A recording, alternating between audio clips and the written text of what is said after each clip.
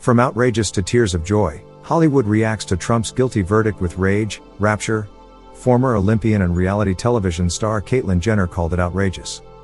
Former Saturday Night Live star Rob Schneider urged Americans to refrain from violence. And Star Wars legend Mark Hamill just posted the word guilty 34 times.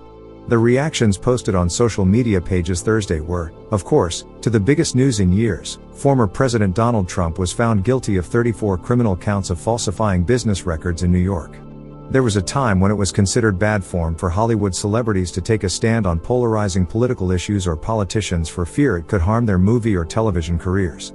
Trump's conviction shows that some stars have no qualms about making their opinions known on what many consider the most divisive politician in years. Jenner, a reality television star, fired off a response Thursday in all capital letters on X. Verdict reached. Donald J. Trump is being persecuted by corrupt state of NY and compromised DOJ. That was minutes before the guilty verdict was rendered.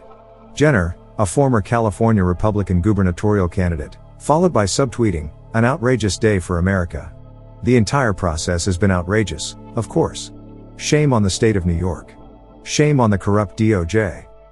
Schneider, who starred in such movies as Deuce Bigalow, Male Gigolo and The Hot Chick, called for vengeance in the immediate aftermath of the verdict but not for violence. "Now the Republicans will have to retaliate against Democrats when they regain power," he tweeted. "I appeal to all Americans to refrain from violence." Shortly after that tweet, however, Schneider railed against California politics and also wondered why God hasn't destroyed the state. Schneider has paid for his political activism in the past, including when he lost a State Farm ad campaign for his stance against childhood vaccinations. Some celebrities just wanted to document the moment without taking a side.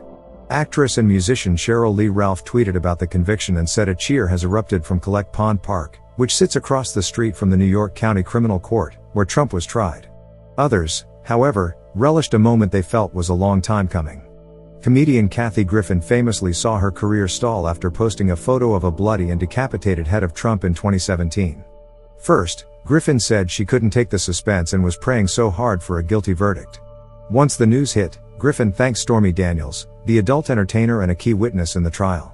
Griffin also thanked fans who stuck with her through the backlash of 2017's photos. "It was awful and he is awful," she tweeted along with tears of joy followed by a heart and crying emoji.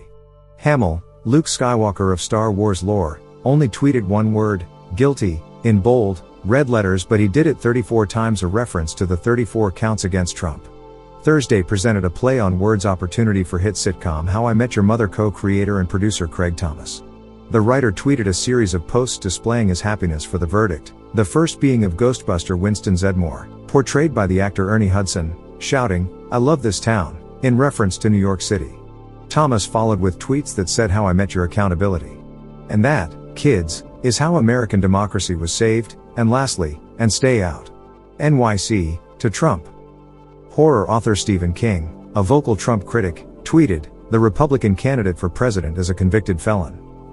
Kevin Sorbo, an actor known for playing Hercules on the television series Hercules, The Legendary Journeys, tweeted 4 words, "Still voting for Trump."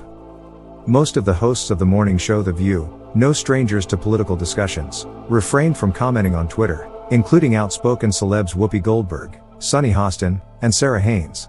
Alyssa Farah Griffin, Trump's former White House Director of Strategic Communications, tweeted, "Wild, a felon wouldn't be eligible for the top secret security clearance required to work as staff in the West Wing.